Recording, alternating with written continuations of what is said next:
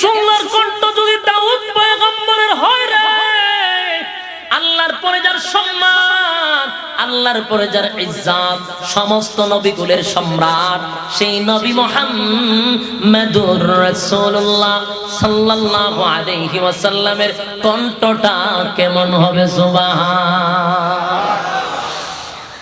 আল্লাহর পয়গম্বর দাউদের তেলাওয়াত শুনে হিংস্র প্রাণীরা আসতো, তেলাওয়াত শুনতো, আর আমার নবীর তেলাওয়াত শুইনা মানুষের কলিজা ছিঁড়ে দিয়া দিত। সুবহান। ওই সাহাবী বলেন, আমি যখন যাচ্ছিলাম আল্লাহর নবী তেলাওয়াত করে, আমার কানের ভিতরে যখন আওয়াজ আসতে লাগলো, আমি পাগলের মতো চতুর্দিকে ঘুরতে লাগলাম। এত মজার আওয়াজ কোথার থেকে আসে রে, কোথার থেকে আসে?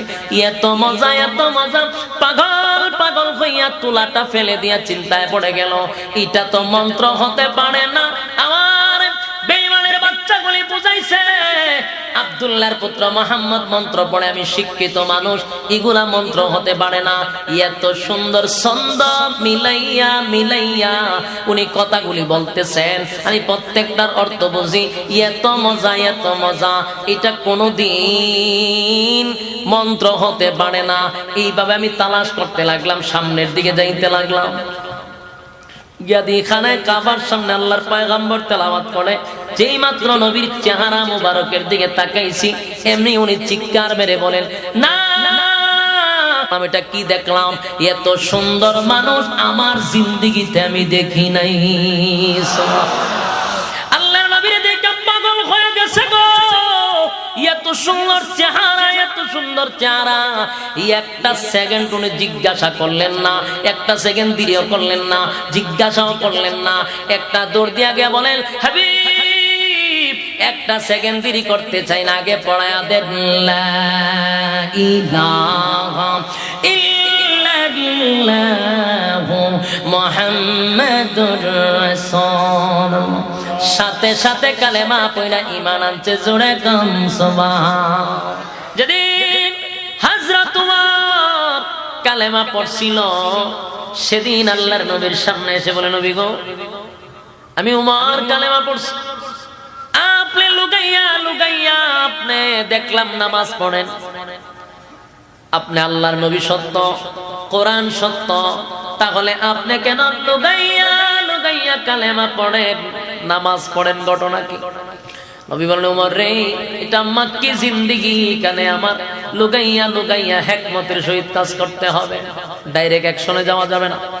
হযরত ওমর বলেন, নবী গো, আমি উমর বরদাস্ত করতে পারি না, আমি কালেমা পড়ছি লুকাইয়া, আল্লাহর গোলামি করব না।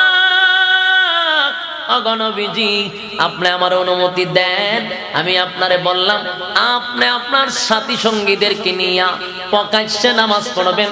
আল্লাহ নবী বলেন, ওমর রে, এটা মাক্কি জিন্দেগি, এখনো কিন্তু এরকম পরিবেশ হয় নাই। হযরত ওমর বলে, নবী গো, অনুমতি দেন, আমরা একটা মিছিল লইয়া বাইরে। বলে, কেমনে বাইরিবা? বলে, বেশি দূর নাই, জায়গাটা তো এটা ঘুরতে দিব। এবার হযরত ওমর 6 জন করে 12 জন লোক ছিল, ইসলাম গ্রহণ করছে 12 জন। এই 12 জন লইয়া প্রায় 2টা কাতার করছে। কইরা হযরত ওমর আল্লাহর নামের স্লোগান দিতে শুরু করছে, আল্লাহু আকবার, আল্লাহু আকবার কইয়া স্লোগান দেয়, দিয়া তরবারিটা হাতে লইয়া দাঁড়াইছে। দাঁড়া একটা বক্তৃতা দিছে, এ মক্কা নগরীর কুরাইশ বংশের লোকেরা, মক্কাবাসীরা, আমার কথাগুলি মনোযোগ দিয়া শোনো। তোমরা কেউ আসনি তোমাদের স্ত্রীদেরকে বিধবা করবা, তোমাদের স্ত্রীদেরকে বিধবা যদি করতে চাও, তাহলে আমি ওমরের তরবারির নিচে চলে আসো। তোমাদের সন্তানগুলিকে যদি এতিম করতে চাও, আমি ওমরের তরবারির নিচে চলে আসো।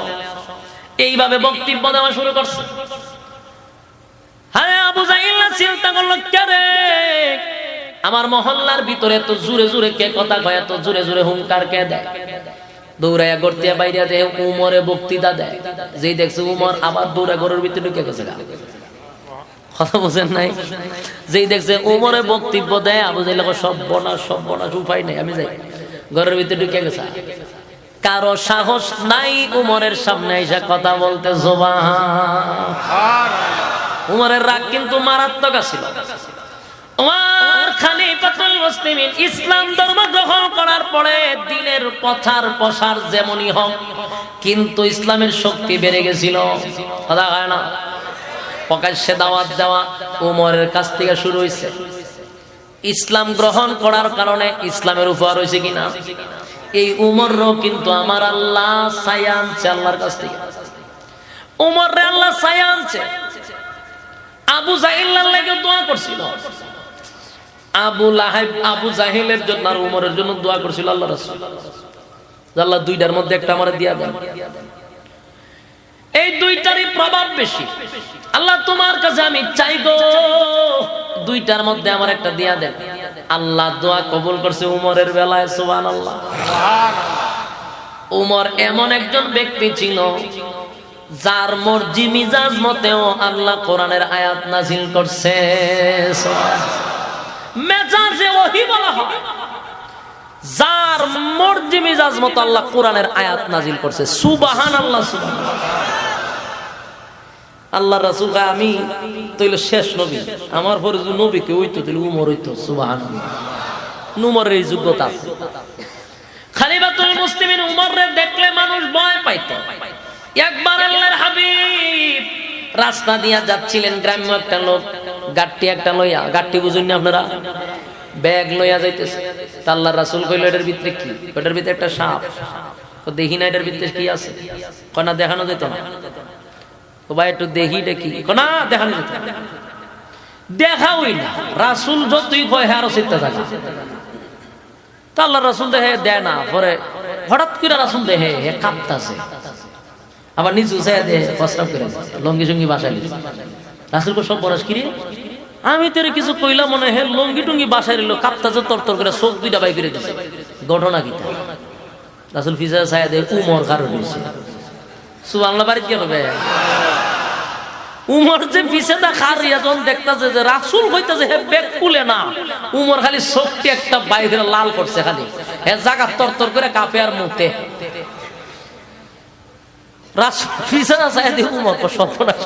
উমর এই জন্য তুমি চোখ লামাও, তোমার দিকে তুমি একটা বেচারার সব বড়ালিছে। উমরে দেখে এমন ভয় পাইছে, জাগাত মুইতা দিছে। পরে ব্যাগ খুললা দেখে এটার ভিতরে একটা গুই সাপ মরা। তো জিগা এটা মরা কেটে ওইটা মরে গেছে। তো হে বলতেছে যে আপনি কি আল্লাহর রাসূল? বলে হ। আপনি যদি আল্লাহর রাসূল হন তাহলে আমার গুই সাপ যদি আপনাকে আল্লাহর রাসূল হিসাবে স্বীকার করে তাহলে আমিও কালেমা পড়ব। গুই সাপ তো মরা। হ্যাঁ ইচ্ছা করি কইছি কথা, মরাটা জিত হইতো না আর আমার কালেমা পড়ানো লাগতো না। হ্যাঁ বুঝ নিছে যে কোন রকম তো বাদ তুইব। কারণ গুই সাপ তো এটা মরাতে, মরাটা কে জিত হইব আর এটা কে আমার স্বীকার করতে আমার কালেমা পড়া লাগতো না। এখান থেকে কোন রকম জায়গায় গেলাম না। আল্লাহ রাসূল গুই সাপের দিকে ইশারা করছে। গুই সাপ সাথে সাথে জিন্দা হয়ে রাসূলকে সালাম দেওয়া শুরু করছে এবং কালেমা পড়া শুরু করছে। সুবহানাল্লাহ। এই কথা বলা শুরু করার পরে পিছনে যে গুই সাপের মালিক হেতে ব্যাক করে গেছে। ঘটনা কি? মরা লই এলাম, তুই কথা বস কেমনে? বে কথা কইলে কেমনে? তুই তো আমার জায়গা আটকাইলিছস। সাক্ষী দেওয়া শুরু করছে আপনি হলেন আল্লাহর পয়গম্বর, খাতামুন নবিয়্যিন, আপনার কোন নবী রাসূল আসবে না, আপনি শেষ নবী। এই কথা বলার পরে গুই সাপ বলা শেষ পর্যন্ত আল্লাহর রাসূলের কালেমা পড়ে ঈমান আনছে। সুবহানাল্লাহ। উমরের রাগ মারাত্মক ছিল, মারাত্মক রাগ, মেজাজ গরম। তার মর্জি মিজাজ মত আল্লাহ কোরআনের আয়াত নাজিল করছে। সুবহানাল্লাহ। যুবক ভাই, খলিফাতুল মুসলিমিন উমর এমন একজন ব্যক্তি ছিল যার আঙ্গুলের ইশারায় অর্ধেক পৃথিবী পরিচালিত হইত। অর্ধেক পৃথিবী আঙ্গুলের ইশারায় চলত। সুবহানাল্লাহ। মদিনায় ভূমিকম্প হইছে, তো উমরে লাঠি দিয়ে বাড়ি মারছে। ওই রাসূল ঘুমাই দিছে, আমি নামাজ পড়ি, তুই যে লড়াচড়া করস, ধমক দিয়া মাটির মাঝে বাড়ি মারছে। এই যে ভূমিকম্প বন্ধ হইছে এখন পর্যন্ত না, কিয়ামত পর্যন্ত ভূমিকম্প হবে না মদিনায়। একবারই কিয়ামতের আগে ভূমিকম্প হবে। কিন্তু আজ পর্যন্ত আর ভূমিকম্প হয় না। আপনারা বিজ্ঞান রেগে জিজ্ঞাসা করেন যে আমরার কথাটা কতটুকু সত্য। এর আজ পর্যন্ত ভূমিকম্প মদিনা হয়েছে না, ভূমিকম্প হবে না, কিয়ামতের আগে হইব। একবারই ভূমিকম্প বন্ধ। সুবহানাল্লাহ, সুবহানাল্লাহ, জোরে কোন সুবহানাল্লাহ। যার নাম মনে হলে ভরে যায় বুক, খোলাফায়ে রাশেদার উমরে ফারুক। যার নাম মনে হলে ভরে যায় বুক, খোলাফায়ে রাশেদার উমরে ফারুক। মাবুদের পথে ছিল নিবেদিত প্রাণ, নিজেই বহন করে দুঃখীদের ত্রাণ। ত্যাগ করে দুনিয়ার আলিশান সুখ, উমরে ফারুক, উমরে ফারুক, উমরে ফারুক, উমরে ফারুক। যার নাম মনে হলে ভরে যায় বুক, খোলাফায়ে রাশেদার উমরে ফারুক। মাবুদের পথে ছিল নিবেদিত প্রাণ, নিজেই বহন করে দুঃখীদের ত্রাণ। ত্যাগ করে দুনিয়ার আলিশান সুখ, উমরে ফারুক, উমরে ফারুক, উমরে ফারুক, উমরে ফারুক। আরে যুবক ভাই, খলিফাতুল মুসলিমিন হযরত ওমর অত্যন্ত রাগান্বিত একজন সাহাবী ছিল। মেজাজটা একটু গরম ছিল। আপনারা কি আশেপাশে কোয়েল ধরাইছে? হ্যাঁ, অবশ্যই কোয়েল আছে আশেপাশে। কোয়েলটা কি বন্ধ করে, বন্ধ না, একবারে দূরে নিয়ে যান। এখানে কি কোয়েল ধরেছে? খলিফাতুল মুসলিমিন হযরত ওমর ইসলাম ধর্ম গ্রহণ করার পরে প্রকাশ্যে তখন নামাজ শুরু হয়েছিল। বলুন তো দেখি, ওমর কালেমা পড়ার পরে ইসলামের ক্ষতি না লাভ? প্রচুর পরিমাণ লাভ হয়েছে। তাই নেতায় কালেমা পড়লে রে আল্লাহর হাবিব তো খুশি। এবার আল্লাহর হাবিব তাকায়া দেখে গো, ওই আবু জাহেল, আবু লাহাব, আরো কিছু নেতা উকবার সঙ্গে আসতে লাগলো। এবার আল্লাহর নবী মনে করছে গড়ের ভিতরে কালেমা পড়াইছি, আজকে মনে হয় রে প্রকাশ্যে কালেমা পড়ার জন্য এখানে আসতেছে। নবী খুশিতে আনন্দে আল্লাহ নবীর মুখটা ভরে গেছে। আল্লাহর পয়গম্বর দিল মাকা দরদ লইয়া, দিল মাকা দরদ লইয়া, মহব্বত লইয়া আল্লাহর নবীর সামনের দিকে যাইতে লাগলো। তাদের কাছে কাছে যাওয়া শুরু করলো, আর তারাও নবীর দিকে আসতে লাগলো। নবী যায় দিল মাকা দরদ লইয়া, মহব্বত লইয়া, কিন্তু ওই বেঈমানের বাচ্চাগুলি আসে দুশ্মনী লইয়া। আল্লাহর নবী খুশিতে সামনে যায় রে, আর তারা দুশ্মনী লইয়া আসে। কিন্তু যখন কাছাকাছি আসে, উকবা কিন্তু প্রথম রাজি ছিল না, জোর করাইয়া উকবারে রাজি করাইছে। উকবা যখন আমার নবীর চেহারা মুবারকের দিকে তাকাইছে, আল্লাহর নবীর নুরানি চেহারা দেখা উকবার ভিতরে একটা মুসুর মারছে। সুবহান। উকবা ডাক দিয়া বলে, কেমনে রে এমন সুন্দর চেহারা মুবারকের মধ্যে কেমনে গো আমি তু মারবো, কেমনে মারবো, কেমনে মারবো? পাগল হয়ে গেল। আল্লাহর নবীর চেহারা মুবারকের দিকে তাকাইয়া উকবা পাগল হয়ে গেছে, কেমনে মারি, ভিতরে ধাক্কা মারছে। এর যুবক ভাই, আল্লাহর নবীর চেহারা তো সাধারণ না। নবী আমার চেহারার দিকে তাকাইলে ও অনেকের কিদা নিবারণ হইত।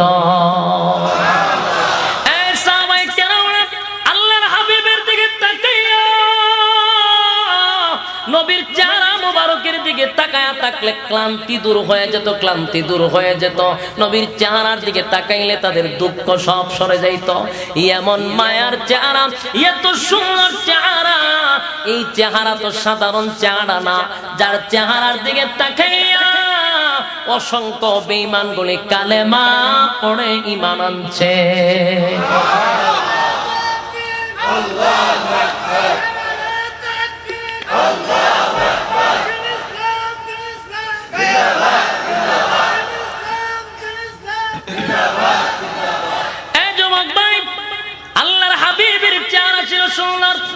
সাধারণ সুন্দর না, ইউসুফ আলাইহিস সালাতু ওয়াস সালাম কেও আল্লাহ সুন্দর করে বানাইছে। আল্লাহর নবী যখন মেরাজের রজনীতে যায়, নবী বলেন আমার ভাই ইউসুফের সঙ্গে আমার সাক্ষাৎ হইছে। আমি তাকায়া দেখি আমার ভাই ইউসুফরে আল্লাহ এই পরিমাণ সৌন্দর্য দিছে, গোটা পৃথিবীর অর্ধেক সুন্দর আমার ভাই ইউসুফরে দিছে।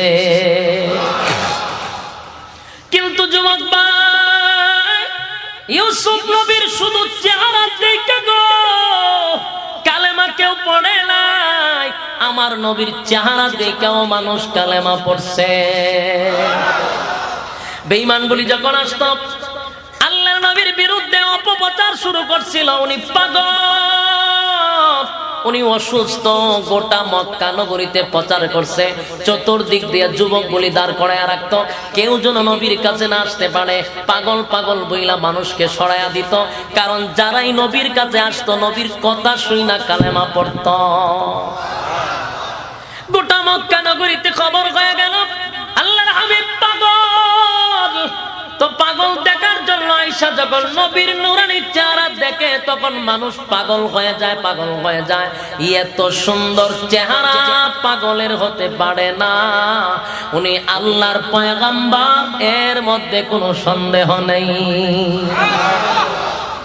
আরে যুবক ভাই, নবীর একজন সাহাবী উনি বলেন আমিও শুনলাম আল্লাহর পয়গম্বরকে মানুষ তখন পাগল পাগল বইয়া তাড়ায়া দিত, কাউরে কাছে যাইতে দিত না।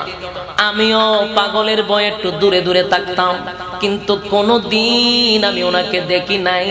একবার হঠাৎ করে আমি খানায় কাবার সামনে দিয়া যাচ্ছিলাম, এমনি আমার কানের মধ্যে তুলা ছিল, যেন মোহাম্মদের তেলাওয়াত যেন আমার কানে না আসে, তাই তুলা দিয়া রাখছি। কিন্তু আল্লাহ যদি কাউরে হেদায়েত দেয়, তুলা বেদ করে কালাম ঢোকায়া দেয়। আল্লাহর পয়গম্বরের সাহাবী তখন ঈমান আনে নাই, উনি রাস্তা দিয়ে যাচ্ছিলেন, কিন্তু হঠাৎ করে তুলা বেদ করে আল্লাহর কালাম তার কানের ভিতরে ঢুকে গেছে। যুবক ভাইরা আমার, নবীর তেলাওয়াত এটা কি আমরার তেলাওয়াত? কথা হয় না। এটা কি আহমদ বিন ইউসুফের তেলাওয়াত? কথা হয় না। আল্লাহ বলেন আমার নবীরে আমি যা দিছি গো পৃথিবীর আর কাউরে তা দেয় নাই। সব নবীরে যা দিছি আমার নবীরে তা দিছি, আমার নবীরে যা দিছি তা অন্য কাউরে দেই নাই। আমার নবী কত সুন্দর ছিল, আল্লাহ বানাইয়া দুনিয়ার জমিনে পাঠাইলো। বন্ধুরে তো সব সময় আল্লাহ দেখে, কিন্তু আল্লাহ আবার স্পেশাল দাওয়াত দিছে, বন্ধু আপনার একটু দাওয়াত দিয়ে আমার কাছে আনতে চাই। তাই আল্লাহ রব্বুল আলামিন দাওয়াত দিল মেরাজের রজনীতে, বন্ধুরে বন্ধুর বাড়িতে দাওয়াত দিয়া নিছে। সাত আসমান টপকাইয়া, সিদরাতুল মুনতাহা টপকাইয়া, আরশে আজিমে নিয়া বন্ধুরে বন্ধুর পাশে বসাইয়া মন বড়ে আল্লাহ দেখছে। একটা জবান বন্ধ রাখবেন, আল্লাহু আকবার। আরে আরো জোরে বলেন আল্লাহু আকবার। এ যুবক ভাই, নবীর চেহারা কত সুন্দর, কেমনে বোঝায়, বোঝানোর কোনো সিস্টেম নাই। আল্লাহ বলেন আমার বন্ধুরে আমি বন্ধুর কাছে বসাইয়া বন্ধুরে আমি আল্লাহ মন ভরে দেখছি। সুবহান। এমন চেহারা, যে চেহারা প্রমাণ করে উনি সাধারণ কোনো মানব না। ওই সাহাবী বলেন আমি মক্কা দিয়া কাছে দিয়া যাই, এমনি কানের মধ্যে কোরআন তেলাওয়াত শুনতে পাইলাম। এই নবীর তেলাওয়াত তো সাধারণ নয় গো, দাউদ পয়গম্বরের তেলাওয়াত শুই না সাগরের সমুদ্রের মাছগুলি কিনারায় এসে বসে যেত। সুবহানাল্লাহ। বাড়ি গিয়া ভাই বনের হিংস্র প্রাণীরা পর্যন্ত চতুর্দিকে ঘেরাও করত দাউদ পয়গম্বরের জাবুর তেলাওয়াত শোনার জন্য। এত সুন্দর কণ্ঠ যদি দাউদ পয়গম্বরের হয় রে, আল্লাহর পরে যার সম্মান, আল্লাহর পরে যার ইজ্জত, সমস্ত নবীকুলের সম্রাট সেই নবী মুহাম্মদুর রাসূলুল্লাহ সাল্লাল্লাহু আলাইহি ওয়াসাল্লামের কণ্ঠটা কেমন হবে? সুবহান। আল্লাহর পয়গম্বর দাউদ বনে হিংস্র প্রাণীরা আসতো তেলাওয়াত শুনতো, আর আমার নবীর তেলাওয়াত শুইনা মানুষের কলিজা ছিঁড়ে দিয়া দিত। সুবহানাল্লাহ। ওই সাহাবী বলেন, আমি যখন যাচ্ছিলাম আল্লাহর নবী তেলাওয়াত করে, আমার কানের ভিতরে যখন আওয়াজ আসতে লাগলো, আমি পাগলের মতো চতুর্দিকে ঘুরতে লাগলাম। এত মজার আওয়াজ কোথার থেকে আসে রে, কোথার থেকে আসে? এত মজা, এত মজা। পাগল পাগল হইয়া তুলাটা ফেলে দিয়া চিন্তায় পড়ে গেল, এটা তো মন্ত্র হতে পারে না। আমার বেঈমানের বাচ্চাগুলি বুঝাইছে আব্দুল্লাহর পুত্র মুহাম্মদ মন্ত্র পড়ে, আমি শিক্ষিত মানুষ, এগুলা মন্ত্র হতে পারে না। এত সুন্দর ছন্দ মিলাইয়া মিলাইয়া উনি কথাগুলি বলতেছেন, আমি প্রত্যেকটার অর্থ বুঝি। এত মজা, এত মজা, এটা কোনোদিন মন্ত্র হতে পারে না।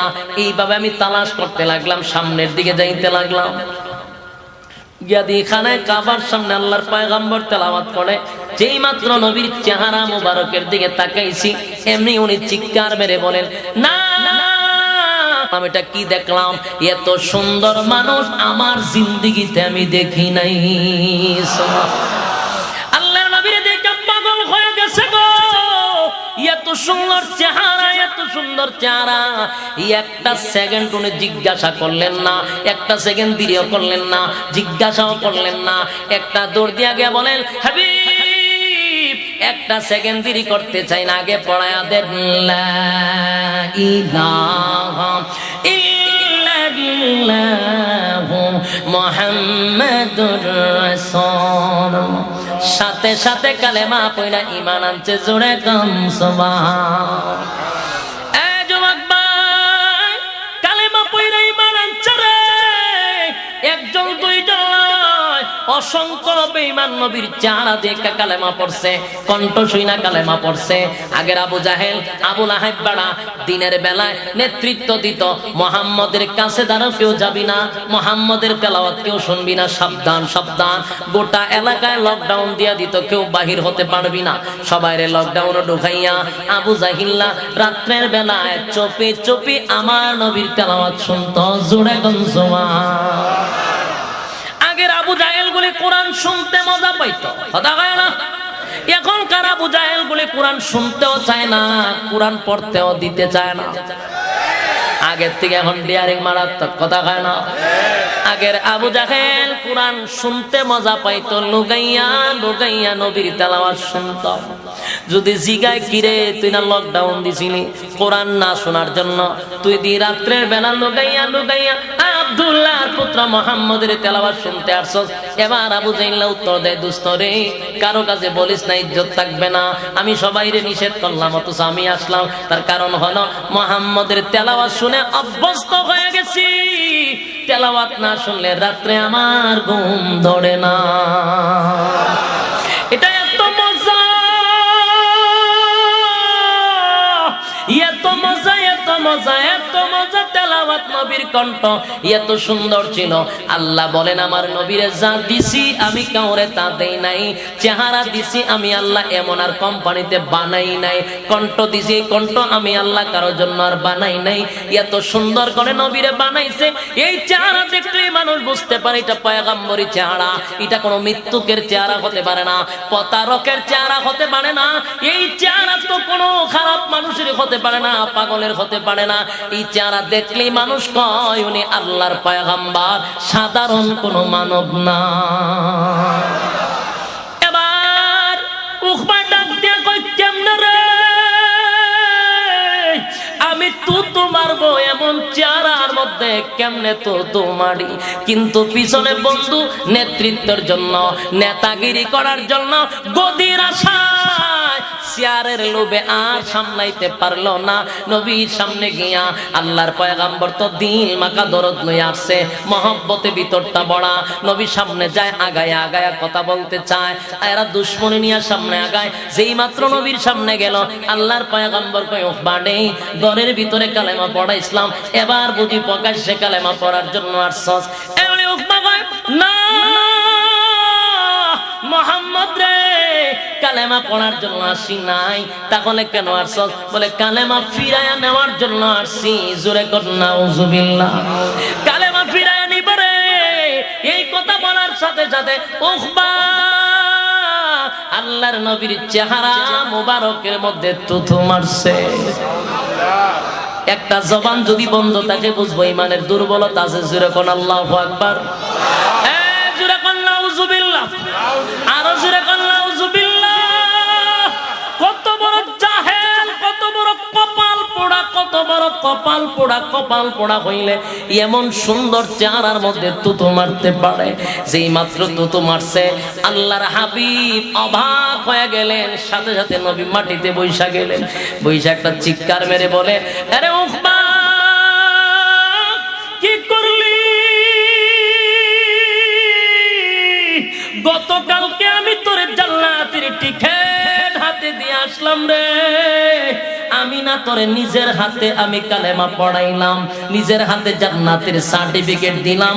আজকে আমার কাছে আইসা জাহান্নামের টিকিট নিলি। এরে উকবা কেমনে করলি, কেমনে করলি এই কাজটা, কেমনে করলি? এমনি আল্লাহর পয়গম্বর কানতে কানতে কানতে নবী বৈশা গেল। আল্লাহর পয়গম্বরের কলিজাটা ভেঙে টুকরা টুকরা হয়ে গেছে রে। বড় আশা লইয়া মহব্বত লইয়া নবী সামনে আসছিল, নেতাই রে কালেমা পড়াবো, কিন্তু নবীরে যে অপমানটা করলো সবার সামনে।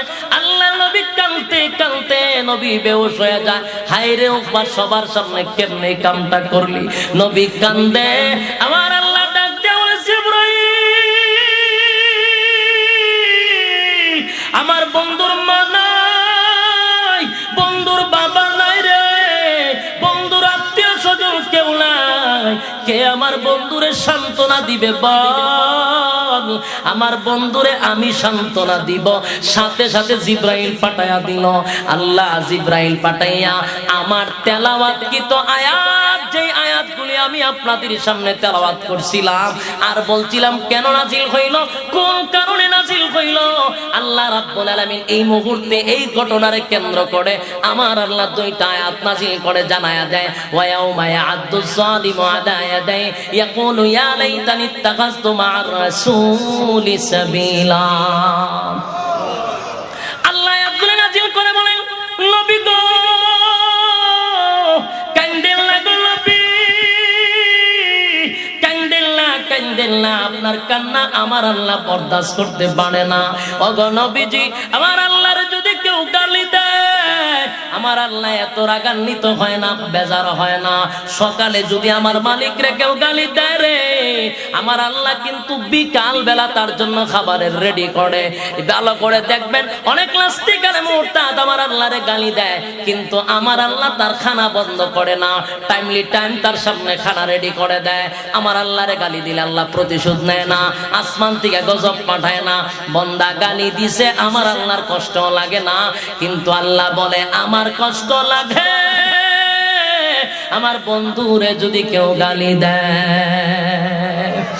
আল্লাহ বলে আমি বরদাস্ত করতে পারি না। আবু লাহাব নবীরে গালি দিছিল, আল্লাহ সূরা লাহাব নাজিল করিয়া, সূরা লাহাব নাজিল করিয়া আবু জাহেল আবু লাহাবের দাঁত ভাঙা জবাব দিছিল বন্ধুর পক্ষে হইয়া। এবার উপায় বেয়াদবি করছে, আল্লাহ আয়াত নাজিল করে বলেন, দুষ্ট গো কান্দেন না, কান্দেন না। উকবা আপনার কোনো ক্ষতি করে নাই, আপনার কোনো ক্ষতি করে নাই। উকবা তার নিজের মাথায় নিজে কুড়াল মারছে গো নবী, নিজের মাথায় নিজে কোরাল মাইরা দিছে, আপনার ক্ষতি করে নাই। কান্দেন না, আপনি কান্দেন না। উকবা নিজের মাথায় নিজে কোরাল মারছে, এই উকবারে আপনার সামনে দাঁড় করাবো। সেই দিনের কথা আপনি স্মরণ করেন। কোন দিনের কথা? কোন দিনের কথা? সেই দিনের কথা আপনি স্মরণ করেন। মালিক ইয়াউমিদ্দিন, বিচার দিবসের মালিক যেদিন আল্লাহ হবে, আমি আল্লাহ আপনাকে ওয়াদা দিলাম উকবারে আপনার সামনে দাঁড় করাবো। উকবার পরিণতি আমি মালিক আপনাকে দেখাবো, আপনি টেনশন করবেন না, কান্দেন না, কান্দেন না। আল্লাহ তার বন্ধুরে সান্ত্বনা দেয়, বন্ধুরে সান্ত্বনা দেয়। এবার মালিক ডাক দেব, নবী গো উকবারে আমি কিয়ামতের মাঠে আপনার সামনে দাঁড় করাইব। সেদিন আপনি তাকায়া দেখবেন উকবা কিয়ামতের মাঠে তার নিজের হাতগুলি গেন্ডারির মতো চাবাইতে থাকবে, চাবাইতে থাকবে। এ নারায়ণগঞ্জের বায়না, গেন্ডারি চিনেননি আপনারা? কুশার চিনেননি? কুশার এগুলা চাবাইয়া চাবাইয়া মানুষ খায়। উকবা সেদিন হাতগুলি চাবাইতে চাবাইতে কোনি পর্যন্ত খাইবে, আর শুধু বলবে আফসোস, আমার আফসোস। আফসোস করবে আর বলবে আফসোস, কালেমার মতো দৌলত পাওয়ার পরেও বন্ধুদের কারণে, বন্ধুদের সাথে চলাফেরা করার কারণে আজকে আমি চিরস্থায়ী জাহান্নামী হলাম। আমি তো জান্নাতের টিকিট পাইছিলাম, বন্ধুদের পরামর্শে জান্নাতের টিকিট ক্যান্সেল করে আমি জাহান্নামটা বেছে নিলাম। আফসোস করবে। আর তখন কি বলবে জানেন? এরপর আল্লাহ বলেন, ইয়া ওয়াইলাতা লাইতানি লাম আত্তাখিজ ফুলানান খলিলা। সেদিন বলতে থাকবে, ইয়া ওয়াইলাতা লাইতানি লাম আত্তাখিজ ফুলানান খলিলা। উকবা বলতে থাকবে, আফসোস, আমার আফসোস, আমি সেদিন কেন রে ওই সমস্ত বন্ধু বান্ধবের সাথে চলতাম যাদের কারণে আজকে আমি জান্নাতের টিকিট হারাইলাম, তাদের পরামর্শের কারণে মুহাম্মদের সঙ্গে বেয়াদবি করলাম। হায় রে আফসোস। আফসোস করে বলবে, অমুকের সাথে যদি বন্ধুত্ব না করতাম, অমুকের সাথে যদি চলাফেরা না করতাম। যুবক ভাইরা আমার, একটা জিনিস খেয়াল করবেন, কোরআন নাজিল হয় তার বিশেষ কোনো কারণে, তার অবস্থার উপরে কোরআন নাজিল হয়, কিন্তু এই কোরআনের আয়াতের হুকুমটা তাকে কিয়ামত পর্যন্ত, কিয়ামত পর্যন্ত হুকুম থাকে। বেনামাজির বিরুদ্ধে আয়াত নাজিল হয়েছিল ১৫০০ বছর আগে। এখন ওর বেনামাজির জন্য কি আয়াত ভিন্ন না? এটাই। সুদখোরের জন্য ১৫০০ বছর আগে আয়াত নাজিল হয়েছিল, তখনকার সুদখোরের জন্য। এখনকার সুদখোরের জন্য আয়াত কিন্তু এটাই, ঠিক কিনা? ১৫০০ বছর আগে উকবাকে কেন্দ্র করে আল্লাহ নাজিল করে, ইয়া ওয়াইলাতা লাইতানি লাম আত্তাখিজ ফুলানান খলিলা। কিয়ামতের মাঠে আফসোস করে বলতে থাকবে বন্ধুদের বিষয়ে। আল্লাহর নবী বলেন, ও আমার উম্মতেরা, শুধু উকবা নয়, উকবা নয়, আল্লাহ ডাক দিয়া বলেন, বন্ধু গো, শুধু উকবা নয়, কিয়ামত পর্যন্ত ওই সমস্ত মানুষ যারা বন্ধুর কারণে ধ্বংস হয়েছে, যারা বন্ধুর কারণে গাঞ্জা খাওয়া শিখছে, বন্ধুর কারণে ইয়াবা খায়, বন্ধুর কারণে নেশাগ্রস্ত হয়েছে, বন্ধু বেনামাজি তাই বন্ধু বেনামাজি, বন্ধু সুদ খায় সেও সুদ খায়, বন্ধু বেনামাজি সেও বেনামাজি, বন্ধু জেনা করে সেও জেনা করে, ওই সমস্ত বন্ধুরা কিয়ামতের মাঠে সবাই এক বাক্যে বলবে, ইয়া ওয়াইলাতা লাইতানি লাম আত্তাখিজ ফুলানান খলিলা। সেদিন বলতে থাকবে, আফসোস, আমার আফসোস, আমি যদি বেনামাজিকে বন্ধু না বানাইতাম, আমি যদি সুদখোররে বন্ধু না বানাইতাম, আমি যদি টেন্ডারবাজকে বন্ধু না বানাইতাম, আমি যদি অমুকরে বন্ধু না বানাইতাম, তমুকরে বন্ধু না বানাইতাম, হায় রে, আমি যদি একজন নামাজি বন্ধু বানাইতাম, আমি যদি একজন আল্লাহওয়ালাকে বন্ধু বানাইতাম, মসজিদের মুয়াজ্জিনরেও যদি বন্ধু বানাইতাম, ইমামরে যদি বন্ধু বানাইতাম, মাদ্রাসার শিক্ষকরে যদি বন্ধু বানাইতাম, আল্লাহওয়ালাকে বন্ধু বানাইলে হয়তো আজকে এমন পরিণতি হতো না, যার সাথে যার মহব্বত তার সাথেই তার কিয়ামত। সম্মানিত সুধী, এখনকার জেনারেশন শুধুমাত্র নষ্ট হচ্ছে বন্ধুর কারণে। এই বন্ধুর কারণে জাহান্নাম পর্যন্ত আপনার যাইতে হবে। সেদিন আপনিও বলবেন, হায় আফসোস, আমার আফসোস, ইমাম রে ভালো পাই নাই, ইমাম সামাজিকতা বুঝে না, মুয়াজ্জিনকে ভালো পাই নাই, সামাজিকতা বুঝে না। কিন্তু যারা বুঝতো তাদের সাথে চলার কারণে আজকে জাহান্নাম পর্যন্ত আমার আসতে হয়েছে। মানুষ আফসোস করবে, কোনো লাভ হইব না।